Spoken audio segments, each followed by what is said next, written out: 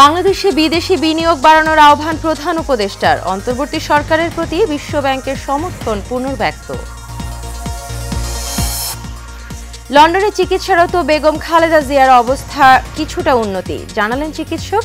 আজই ফিরতে পারেন ছেলের বাসায়।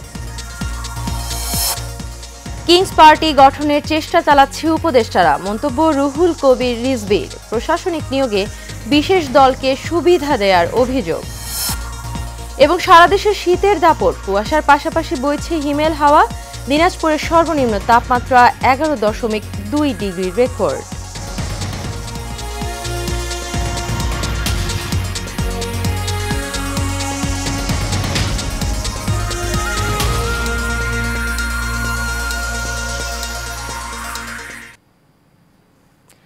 স্বাগত এশিয়ান নিউজে। পুরো সময় জুড়ে আপনাদের সঙ্গে রয়েছে আমি অরণ্য বিনতি ইউনুস। এতক্ষণ শুনছিলেন বিআরবি কেবল ইন্ডাস্ট্রিজ লিমিটেড সংবাদ শিরোনাম। এবার চলে যাব পুরো খবরে। কয়েকদিন ধরেই সূর্যের দেখা নেই উত্তরের জেলা দিনাজপুরে। ঘন কুয়াশা আর হিমেল বাতাসে বেড়েছে শীতের প্রকোপ। শুক্রবার সকাল 6টায় দিনাজপুরের সর্বনিম্ন তাপমাত্রা রেকর্ড করা হয়েছে 11.2 ডিগ্রি সেলসিয়াস। ঘন কুয়াশা আর হিমেল বাতাসে জবুথবু অবস্থা এ জেলার জনগণের। গ্রাম কিংবা শহর সবখানেই বেড়েছে শীতের তীব্রতা। মোটা জামাকাপড় গায়ে জড়িয়ে ঘর থেকে বের হতে দেখা গেছে কর্মজীবী মানুষদের। কুয়াশা থাকায় ধীর গতিতে চলাচল করছে যানবাহন। দিনের বেলায়ও জ্বালাতে হচ্ছে হেডলাইট। আগামী 2-1 দিন এ ধরনের আবহাওয়া বিরাজ করতে পারে বলে জানিয়েছেন দিনাজপুর আবহাওয়া পর্যবেক্ষণাগারের ভারপ্রাপ্ত কর্মকর্তা তোফাজ্জল হোসেন।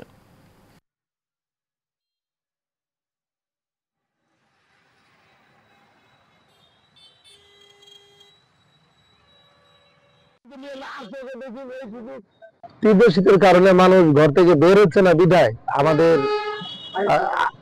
প্যাসেঞ্জার এবং আয়ের মধ্যে কমে গেছে। আমাদের ইনকাম রাস্তা খুব খারাপ চলতেছে। দেশের বিভিন্ন জায়গায় ভূমিকম্প অনুভূত হয়েছে। রাত 1:26 দিকে তীব্র ঝাঁকুনিতে কেঁপে ওঠে সবকিছু। ভূমিকম্প এবং আগ্নেয়গিরি বিষয়ক ওয়েবসাইট ভলকানো ডিসকভারি জানিয়েছে মাটির উৎপত্তিস্থল ছিল মিয়ানমার। এটি মাটির 112 কিলোমিটার গভীরে সংঘটিত হয়। ভূমিকম্পটির মাত্রা ছিল 5.1। মার্কিন ভূতাত্ত্বিক জরিপ সংস্থা জানিয়েছে ভারতের মণিপুর রাজ্যের ওয়াংজিং থেকে 106 কিলোমিটার পূর্বে ভূমিকম্পটি সংঘটিত হয়। এটির প্রভাবে মিয়ানমার, ভারতের কয়েকটি রাজ্য ও বাংলাদেশে শক্তিশালী কম্পন অনুভূত হয়েছে। ভলকানো ডিসকভারি আরও জানিয়েছে বাংলাদেশের বেশিরভাগ মানুষ প্রথমে 2 থেকে 3 সেকেন্ড কাঁপুনি অনুভব করে।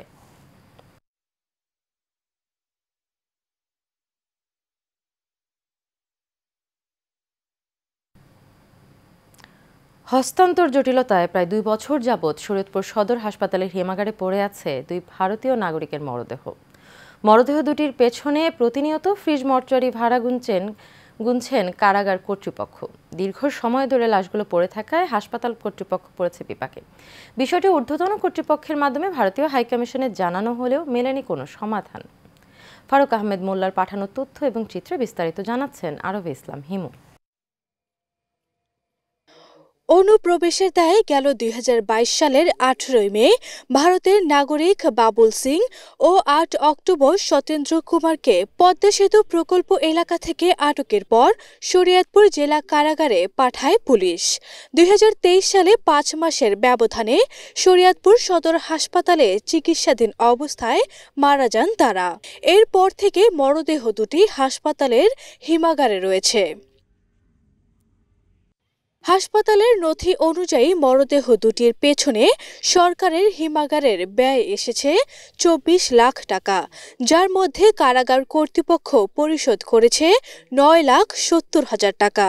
এছাড়াও মরদেহ দুটির 24 ঘন্টা নিরাপত্তা দিতে পাহারায় থাকছেন দুটি কারারক্ষী আর হাসপাতালের এক ডোম। এটা নেও না, কিছু করে না, আমরা এটা নিয়ে বিপদে আছি। 2 ভারতীয় নাগরিকের লাশের কারণে আমাদের এখানে লাশ হিমাগার করার আসন সংখ্যা কম থাকে। আমাদের শরীয়তপুর জেলা লাশও এখানে হিমাগার করা যাচ্ছে না। জেলা হাসপাতালের 4টি মরদেহ রাখার ফ্রিজের মধ্যে 2টি দখলে নিয়েছে ভারতীয় নাগরিকদের মরদেহ। দীর্ঘদিন ধরে মরদেহ দুটি পড়ে থাকায় অন্যান্য মরদেহ রাখতে অসুবিধা হচ্ছে বলে জানান হাসপাতাল কর্তৃপক্ষ। এছাড়াও অস্বস্তিতে রয়েছেন কারা কর্তৃপক্ষ। রাজনৈতিক কারণে হয়তো লাশগুলোর ব্যাপারে কোনো সিদ্ধান্ত নেওয়া হয় না এই পর্যন্ত। এখন আমাদের একটা আবেদন হচ্ছে যে যদি দূতাবাসের মাধ্যমে এই লাশগুলোকে আমাদের কোনো যেসব মেডিকেল কলেজ আছে, ঢাকা মেডিকেল হোক বা অন্য কোনো মেডিকেল কলেজে, এখান থেকে যদি হস্তান্তর করে তাহলে আমাদের এই জটিলতা দূর হয়। আমরা এই বিষয়টা নিয়ে আমাদের ঊর্ধ্বতন কর্তৃপক্ষকে জানিয়েছি, তারাও এটা মন্ত্রণালয় জানিয়েছেন, কিন্তু ভারতীয় হাইকমিশনের পক্ষ থেকে এটার কোনো ব্যবস্থা নেওয়া হচ্ছে না। বিষয়টি নিয়ে পররাষ্ট্র মন্ত্রণালয় ও ভারতীয় হাই কমিশনের সাথে যোগাযোগ করে ব্যবস্থা নেওয়ার কথা জানালেন জেলা প্রশাসক। আমরা এ বিষয়ে সংশ্লিষ্ট ঊর্ধ্বতন কর্তৃপক্ষের সাথে যোগাযোগ করে এই দুটো লাশ হস্তান্তরের বিষয়ে কী করণীয় সেটা আমরা যত দ্রুত সম্ভব আমরা নিষ্পত্তি করার চেষ্টা করব ইনশাল্লাহ। অবৈধ অনুপ্রবেশের দায়ে গত 2 বছরে শরীয়তপুরে আটকা রয়েছে 22 ভারতীয় নাগরিক। এদের মধ্যে 2 জন মারা গেলেও বর্তমানে জেলা কারাগারে বন্দী রয়েছেন 4 নারী সহ 20 জন। আরভি ইসলাম হিমু, এশিয়ান টেলিভিশন। উপদেষ্টাদের মধ্য থেকে কিংস পার্টি করার পরিকল্পনা করা হচ্ছে বলে জানিয়েছেন বিএনপির সিনিয়র যুগ্ম মহাসচিব রুহুল কবির রিজভী। সকালে বনানীতে আরাফাত রহমান কোকোর 10ম মৃত্যুবার্ষিকীতে ফুলেল শ্রদ্ধা জানানোর পর এই কথা বলেন তিনি। জানান, আগে সংস্কার পরে নির্বাচন যেন শেখ হাসিনার প্রতিচ্ছবি। সোহাগ মিয়ার ক্যামেরায় কাসর আহমেদের রিপোর্টে থাকছে বিস্তারিত। সাবেক রাষ্ট্রপতি জিয়াউর রহমান বীর উত্তম ও সাবেক প্রধানমন্ত্রী বেগম খালেদা জিয়ার কনিষ্ঠ সন্তান বিশিষ্ট ক্রীড়া সংগঠক মরহুম আরাফাত রহমান কোকোর 10ম মৃত্যুবার্ষিকী উপলক্ষে বনানীতে ফুলের শ্রদ্ধা জানায় বিএনপির কেন্দ্রীয় নেতৃবৃন্দ ও ঢাকা মহানগর বিএনপি সহ অঙ্গ সহযোগী সংগঠনের নেতারা। শ্রদ্ধা জানানোর পর বিএনপির সিনিয়র যুগ্ম মহাসচিব অ্যাডভোকেট রুহুল কবির রিজভী বলেন, উপদেষ্টাদের কর্মকাণ্ডই প্রমাণ করে তারা ষড়যন্ত্রে লিপ্ত আছে। আপনাদের আচরণ যদি নিরপেক্ষ না হয়, আমরা তো এও শুনছি যে সরকারের ভেতর থেকে কেউ কেউ রাজনৈতিক দল গঠন করার চেষ্টা করছে, তাহলে তো সরকারের নিরপেক্ষতা নিয়ে জনগণ প্রশ্ন করতেই পারে, মানুষ প্রশ্ন করতেই পারে। অন্তর্বর্তী সরকার গণতান্ত্রিক আন্দোলনের ফসল উল্লেখ করে রিজভী বলেন, আগে সংস্কার পরে নির্বাচন এজন্য শেখ হাসিনার প্রতিচ্ছবি। কোনটাকে সমর্থন করতে হবে আর কোনটাকে নয়, আর কোন বিষয়ে কথা বলতে হবে, এটি কি আজকে উপদেষ্টারা দেশের প্রাজ্ঞ বিজ্ঞ রাজনীতিবিদদেরকে শেখাবেন? আমাদের সকল আস্থা তো আপনাদের উপর দেওয়া হয়েছে, কিন্তু আমাদের কথা হলো গরিমসি কেন? কেন ডেডলাইন নেই? কেন হাসিনার কথার পুনরাবৃত্তি হবে যে আগে সংস্কার পরে নির্বাচন, হাসিনার মতো আগে উন্নয়ন পরে গণতন্ত্র? আমরা তো এই কথা শুনতে চাই না। এ সময় শ্রদ্ধা জানাতে আসা বিএনপি নেতারা দাবি জানান, আরাফাত রহমান কোকোকে ধীরে ধীরে মৃত্যুর মুখে যারা ফেলে দিয়েছিল এবং যারা দেশে স্বৈরশাসন কায়েম করতে চেয়েছিল তাদের দেশে এনে ফাঁসি নিশ্চিত করতে হবে।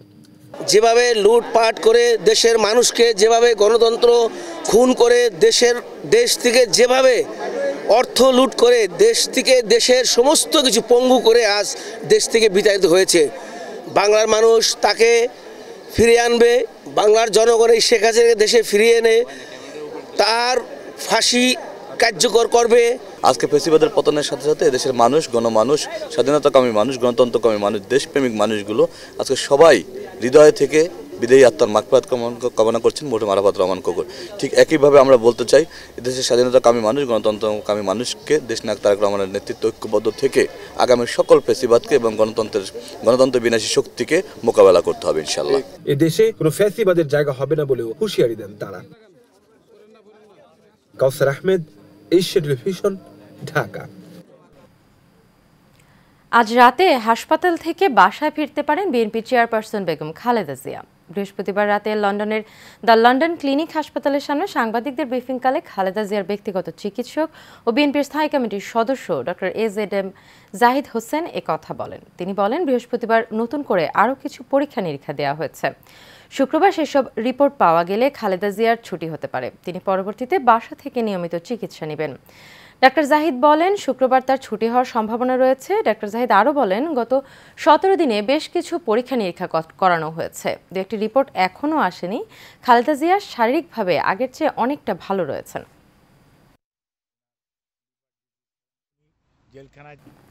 খুলনায় একের পর এক গড়ে উঠেছে ইটভাটা, যার অধিকাংশেরই নেই অনুমোদন। ভাটার কালো ধোঁয়ায় একদিকে যেমন পরিবেশের ক্ষতি হচ্ছে, অন্যদিকে বাড়ছে স্বাস্থ্য ঝুঁকিও। এ জেলায় 135টি ইট ভাটার মধ্যে অধিকাংশই লাইসেন্সবিহীন। অবৈধ এসব ইটভাটার বিরুদ্ধে অভিযান অব্যাহত রয়েছে বলে জানান পরিবেশ অধিদপ্তর। খুলনা থেকে শেখ রাসেলের তোলা ছবিতে আরও জানাচ্ছেন বাবুল আক্তার। খুলনার সুন্দরবন উপকূলীয় অঞ্চল কয়রা, দাকব, পাইকগাছা সহ ৯ উপজেলায় ১৩৫টি ইটভাটা রয়েছে। এর মধ্যে রূপসায় ৬৩, ডুমুরিয়ায় ২০, তেরখদায় ৯, ফুলতলায় ৮, দিঘলিয়ায় ৬ ও বটিয়াঘাটায় আছে ৫টি ইটভাটা, যার অধিকাংশরই নেই লাইসেন্স। খুলনা জেলায় মোট ১৩৫টি ইটভাটা আছে, এটার অধিকাংশই লাইসেন্স নেই। আর যেগুলো লাইসেন্স নেই সেগুলোর বিষয়ে আমরা যথাযথ ব্যবস্থা নিব। প্রতিদিন ইটভাটার জ্বালানি হিসাবে ব্যবহার করা হচ্ছে পিট কয়লা, টায়ার ও পরিত্যক্ত প্লাস্টিক। এসব জ্বালানির বিষাক্ত কালো ধোঁয়া ও বর্জ্যের ফলে দূষিত হচ্ছে পরিবেশ। ব্যাপক ক্ষতির মুখে পড়েছে কৃষি ও ফসলি জমিসহ জনস্বাস্থ্য। কালিযুক্ত ধোঁয়াটা সব ফসলের উপরে কালো হয়ে যায়, সবজি নষ্ট হয়ে যায় একেবারে এই ভাটার কালো ধোঁয়ার কারণে। পরিবেশ দূষিত করতেছে, নারকেল গাছে নারকেল হচ্ছে না, সুপুরি গাছে সুপুরি হচ্ছে না। বারান্দার ভিতর যে ওই ধোঁয়াটা গেলি আমাদের পেটের ভিতরেও গ্যাস গেছে, যেই আমাদের বমি আসে, ভাত খেতে পারিনি অনেক সময়। ছেলে মেয়ে শ্বাস প্রশ্বাসের কষ্ট হচ্ছে, অনেক কিছু ক্ষতি হচ্ছে এই ভাড়ায় ধোঁয়ায়। এদিকে পরিবেশ অধিদপ্তর বলছেন খুলনায় মাত্র ৬টি ইটভাটার ছাড়পত্র রয়েছে। অবৈধ ইটভাটার বিরুদ্ধে অভিযান অব্যাহত রয়েছে।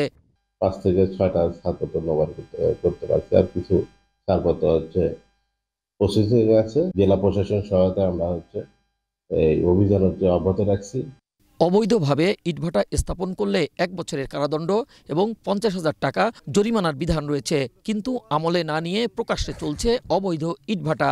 দ্রুত এসব ইটভাটা বন্ধে কার্যকর পদক্ষেপের দাবি স্থানীয়দের। Babul Akter, Asian Television, Khulna.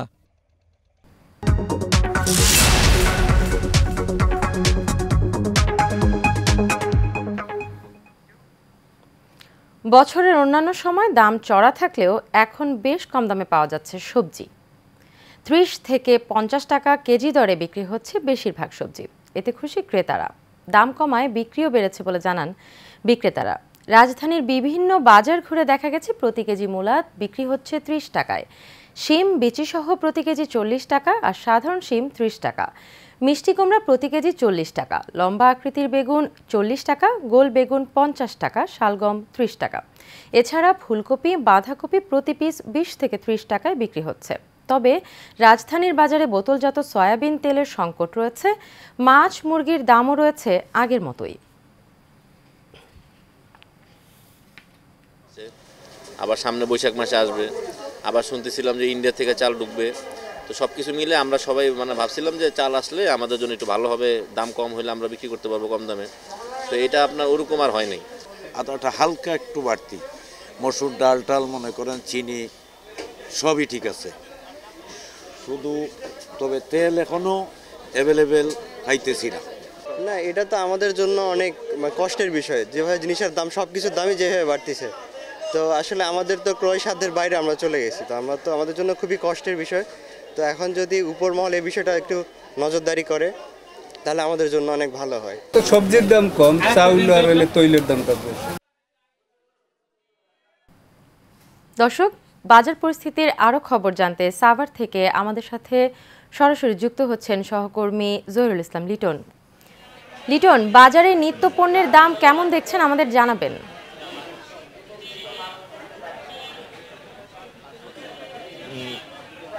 অরণ্য, আপনি জানেন যে এই মুহূর্তে কিন্তু আপনি যেমনটি বলছিলেন যে সারা দেশে কিন্তু কনকনে শীতের ঠান্ডা হাওয়া বইছে, এবং এই ঠান্ডা হাওয়া বসার সাথে সাথে কিন্তু শীতের সবজির দাম শিথিল রয়েছে। আমরা দেখেছি যে বাজারে কিন্তু শীতের সবজির দাম হাতের নাগালে রয়েছে। এতে কিন্তু ক্রেতা যারা রয়েছে তারা সকলেই কিন্তু খুশি রয়েছেন যে শীতের সবজি ক্রয় করতে এসে। পাশাপাশি যেটি হয়েছে যে আমরা দেখেছি শীতের সবজির সাথে সাথে মাছ এবং মাংসের দামও কিন্তু শিথিল রয়েছে, তথা আগে যে অবস্থায় ছিল আজকেও কিন্তু সেই অবস্থায় রয়েছে। কিন্তু শাক সবজি এবং মাছের দাম শিথিল থাকতেও অস্থির রয়েছে চালের বাজার। আমরা এসে দেখেছি যে সাভারের যে বাজারগুলো রয়েছে সেই বাজারে কিন্তু চালের দাম কিন্তু বাড়তি রয়েছে। গত এক সপ্তাহ পর্যন্ত কিন্তু চালের দাম বাড়তি রয়েছে, এবং এই বাড়তি দামের কারণে কিন্তু ক্রেতাদের মধ্যে কিন্তু এক ধরনের হতাশা কাজ করতেছে। শুধু যে চালের দাম বাড়তি রয়েছে এমনটি নয়, বাজারে কিন্তু সয়াবিন তেল একেবারেই পাওয়া যাচ্ছে না। আমরা দেখেছি যে কোথাও কিন্তু সয়াবিন তেল পাওয়া যাচ্ছে না।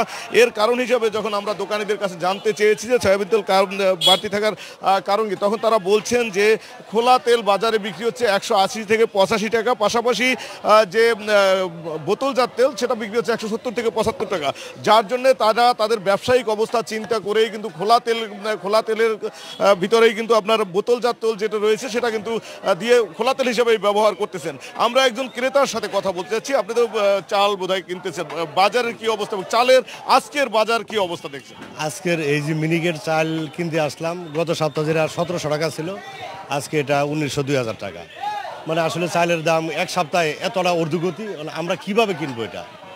সোয়াবিনের বাজার তেল কিনতে গেছি, বোতল নাই। এখন কাঁচা বাজারে টুকটাক দাম কম, নিত্য প্রয়োজনীয় যে তরি তরকারি এটা দাম কম পাচ্ছি, চালের দাম বাড়তি, তেলের বোতল পাচ্ছি না, তেলের পরিবর্তে তো আর আমরা পানি ব্যবহার করতে পারবো না, তাহলে আমরা কিভাবে চলবো? আসলে আমরা ধন্যবাদ দিচ্ছি আপনাদেরকে, আপনারা এইভাবে যে এশিয়ান টেলিভিশনকে আপনারা এই বাজারকে আইসা টুকটাক মনিটরিং করতেছেন, খোঁজখবর নিচ্ছেন, কোনটার কি অবস্থা সকলকে জানাচ্ছেন, বা আমরাও জানতে পারতেছি, আমরাও জানাতে পারতেছি আপনাদেরকে সমস্যাগুলি। এজন্য আপনাদেরকে অসংখ্য ধন্যবাদ দিচ্ছি। আসলে আমরা আর বলার ভাষায় আর কিছু নাই।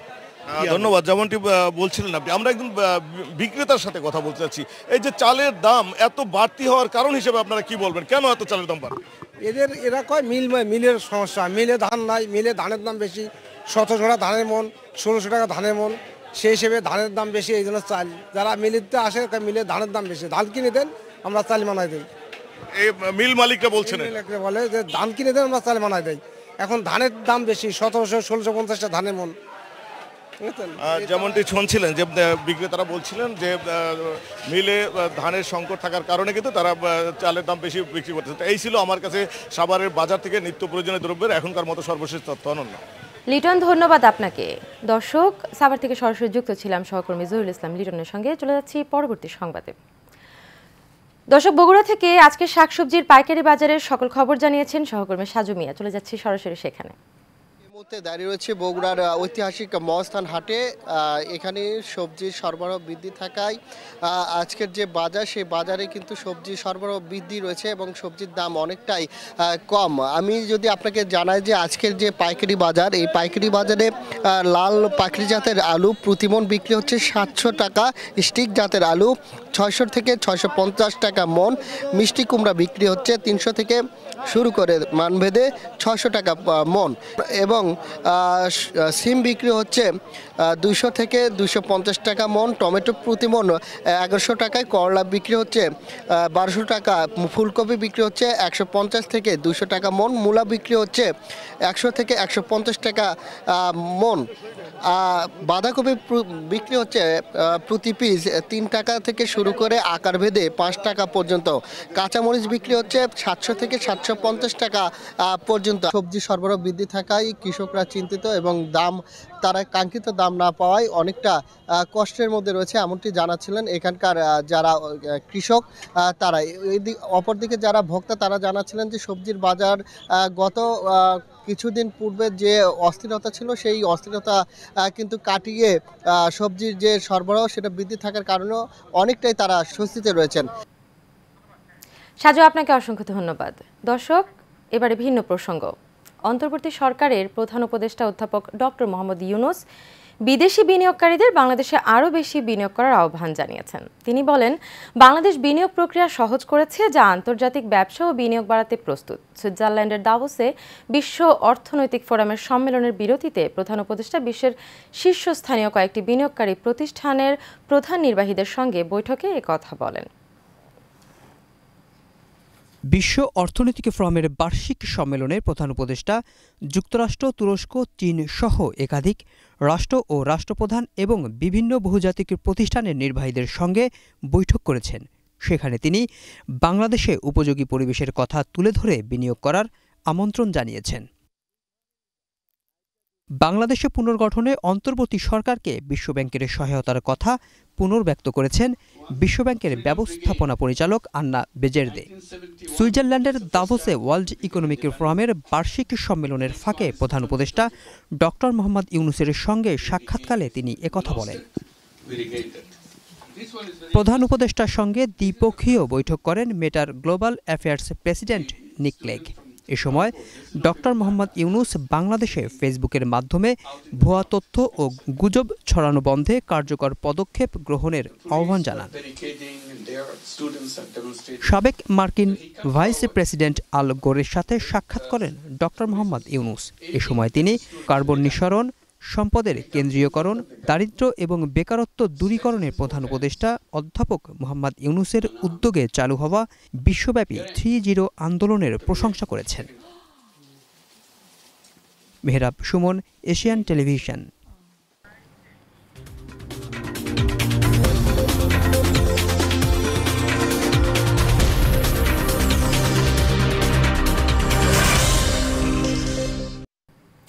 সাভারে ঘাসমহল এলাকায় রাজমহল বেসরকারি প্রাথমিক বিদ্যালয় ও হাতেমালি উচ্চ বিদ্যালয়ের বার্ষিক ক্রীড়া প্রতিযোগিতা ও পুরস্কার বিতরণী অনুষ্ঠান হয়েছে। মনোমুগ্ধকর ক্রীড়া প্রতিযোগিতায় অংশ নেয় শিশু শিক্ষার্থী আর অভিভাবকরা। অনুষ্ঠানে প্রধান অতিথি হিসেবে উপস্থিত ছিলেন সাভার পৌর বিএনপির সাবেক সাধারণ সম্পাদক নজরুল ইসলাম। বিশেষ অতিথি ছিলেন ৮ নং ওয়ার্ডের কমিশনার প্রার্থী মেহেদি রানা শহীদ। খেলার মধ্যে ছিল অভিভাবকদের হাড়ি ভাঙা, শিশু কিশোরদের সমাজের প্রেক্ষাপট নিয়ে যেমন খুশি তেমন সাজো। পরে বিজয়ীদের মধ্যে পুরস্কার তুলে দেওয়া হয়।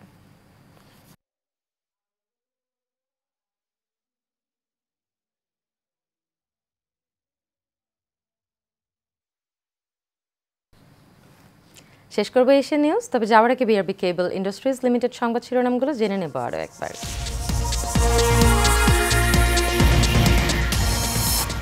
বাংলাদেশে বিদেশি বিনিয়োগ বাড়ানোর আহ্বান প্রধান উপদেষ্টার। অন্তর্বর্তী সরকারের প্রতি বিশ্ব ব্যাংকের সমর্থন পুনর্ব্যক্ত। লন্ডনে চিকিৎসারত বেগম খালেদা জিয়ার অবস্থার কিছুটা উন্নতি জানালেন চিকিৎসক। আজই ফিরতে পারেন ছেলের বাসায়।